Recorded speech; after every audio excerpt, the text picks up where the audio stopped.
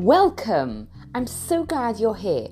I'm Gila Ross, parenting educator and coach, author of Living Beautifully and host of the Confident Parent podcast, bringing you the content you need to bring more ease, joy and love into your parenting so that you can show up as the parent you want to be to your children. I'm going to just do a quick review of what we should think about when we're putting the rules in place. Basically, there's ACDC. Number one, it's appropriate. Is it appropriate, the rules that I'm putting in place? Is it age appropriate? Am I asking too much of my child? At this point, I would also say, is it appropriate for the environment that we're currently? So that's number one. Number two is it clear? And we're going to get back to that one a little bit more because I want to flesh that point out a little bit. So let's leave that one for the last. Number three, the D is it doable? Now this is a rule that you would evaluate at the moment, right? Hopefully just before you're about to give a rule or you're about to ask your child to do something, you would do a quick evaluation. Is my child up to doing it, right? Like if your child is exhausted or in a very, very bad mood, that may not be the best time to ask your child to clean up the room, right? So that's what, is the child up to it?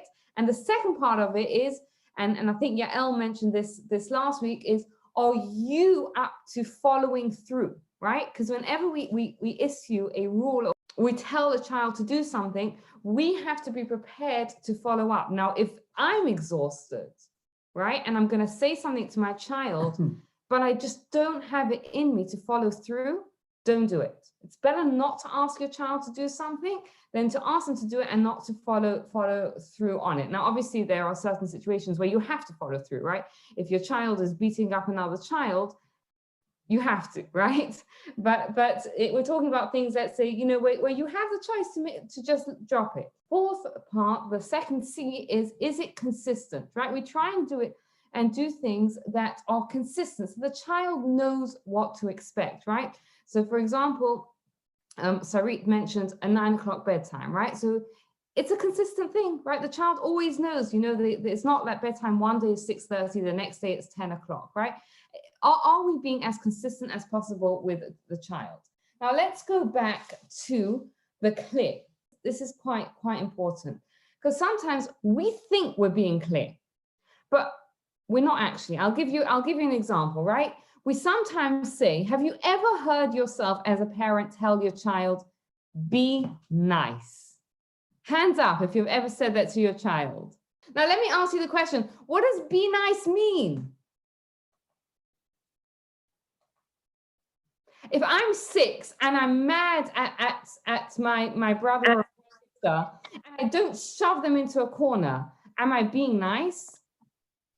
I might be. Depends. I may have wanted to, you know, hit them with a truck. So I'm just not doing that, right? You know, what Amy's thinking, what sort of day did you have? We'll talk afterwards, right?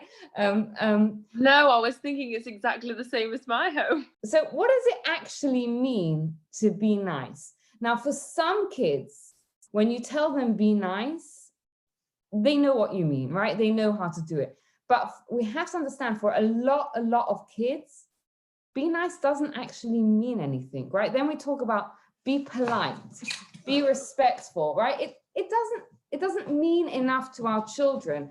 For example, flip that with a rule that's like this: no hitting. Is that clear?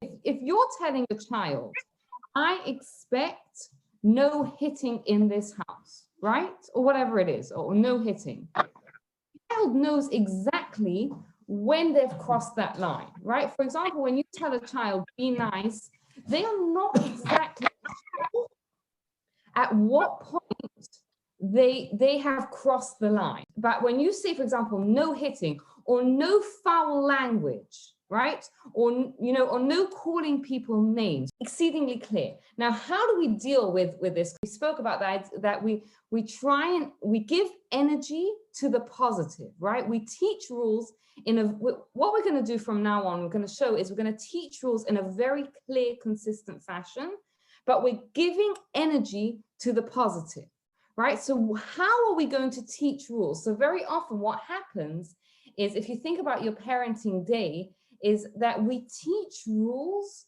when they're being broken, right? So for example, if I'll use a wild example, right? Let's say you have a 3-year-old and they throw food across the table. Not that it would happen in any house, right? So what you tell the child is, no throwing food across the table. Now the child, if they pick up their food and they throw it across the table, is probably very aware that they are breaking a rule, but they got energy for it, right? They got energy for it. So what we are going to do now is we're going to flip that and teach the rules when the child is keeping them, right? And we call this proactive recognition. So what does it look like? And again, it will depend on what your child is going through and what rule you're trying to reinforce at the moment. Hi, Alexis. Okay, so I'll give the example just because it happened at our supper table. Full disclosure, today, my 2.5-year-old thought it was extremely funny to throw his food at his siblings, right? Now, he's 2.5, and it's not out of the ordinary for a 2.5-year-old to think it's funny to throw food, but it violates the rules in our house, right? So he needs to be taught no throwing food. So what we would do in that situation is wait for a moment when he's not throwing his food, right? When he's sitting and eating, and then tell him, I see that you're eating nicely and you're not throwing your food across the table, right? And by that, we're giving him the energy when he's doing the right thing, which is eating nicely, and reinforcing and teaching him the rule that we don't throw food at the table. Okay, so again, it sounds a little bit counteractive because we are teaching them clearly what they don't do. But I'll give you an example of how this works. Yeah, can I just say quickly one thing? Would that not give them the idea to do it?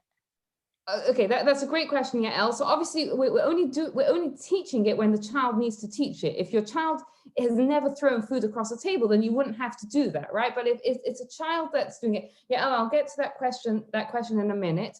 But just to go back to it, I'll give an example of how this happens in their world, right? A lot of children, some children I hear, like to play video games. Anyone here has a child that likes to play video games? Apparently it is such a thing.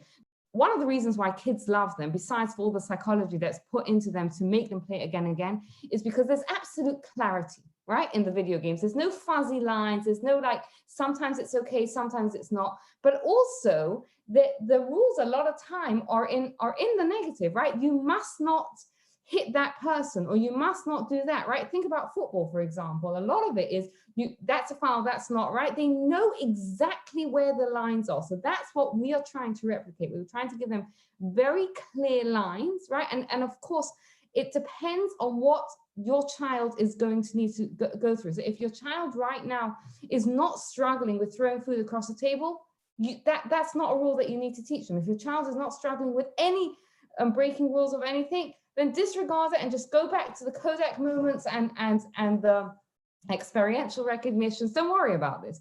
But if there is a rule that you are trying to reinforce and trying to teach your child, number one, be very clear on what the rule is.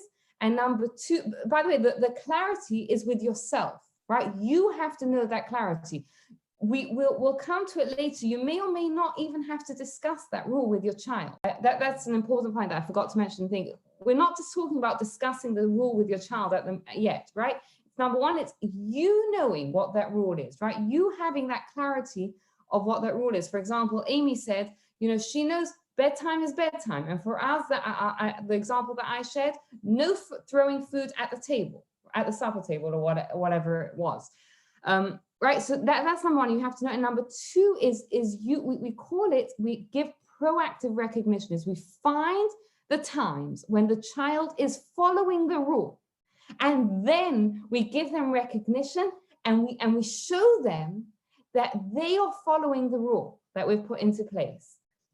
Now, what happens sometimes, Yael is right, especially in the beginning, is if you say it, the child will immediately break the rule. Don't worry about it, okay? It'll happen once or twice as a novelty. Keep going. They'll sort of get it out their system. Okay, let me summarize, give you your sort of prescription homework for the week. We have to know the rules of our house and the rules that our children need, right? And if we have, for those of us that have more than one, sometimes different children need different rules, just like different children have different bedtimes or whatever. So we have to have that clarity of the rules using those 4 things: the appropriate, clear, what was it? The D was doable, and it's consistent, right? And then we are reinforcing what we said is that we are going to give energy to the positive. So building on those Kodak moments, right? Those moments where we just watch our children, no judgment, neutral. We tell them, we notice them, we see what they're doing, and we make a positive connection with them over it. And we have proactive recognition. We find those times when the kids are following the rules, right? Whatever that rule is, they're following it. I noticed that you didn't tease your sister for a whole hour. If you're toilet training, you've got clean underwear. Hooray, right? Whatever you're noticing, you be ruthless in finding those opportunities to give those proactive recognition, meanwhile teaching those rules. That's how we're going to teach rules. We're not waiting until they break the rules.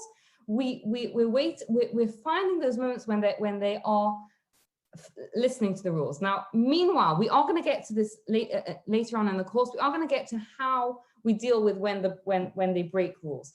For the moment, whenever they break rules, if you have a child that breaks a rule, anyone? No, oh well, just us, hey? For the moment, just give them whatever consequences, matter-of-fact consequence you would usually give, and try and get back to the positive, to giving them those Kodak moments, those experiential recognition, and these proactive recognition. So what I'm going to give you for this week is to try, okay? If you've got a child that you're sort of like want to teach a rule to, have clarity on what that rule is, and try and find 10 times a day, okay? 10 times a day where you can give proactive recognition. And I'm just going to reach out to you what proactive recognition can sound like. It looks like your sister was really, really, really getting on your nerves, but you're using your self-control and you're not getting angry at her, right? Something like that. That shows me that you have so much self-control. If your child tends to hit, then you say, I noticed that your sister took her toy. That must be so frustrating. And you didn't even hit your sister, right?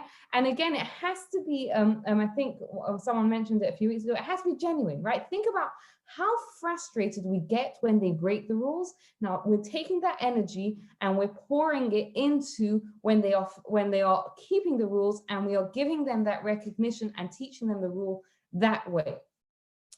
If you could do it 10 times a day, fantastic. If you can do it 5 times a day, that's fantastic. Just try and do it as much as possible. Thank you so much for taking the time to listen. I'd love to hear your thoughts, your feedback, your questions for future episodes. And please take a moment, think about someone else who might benefit from this and forward it on to them.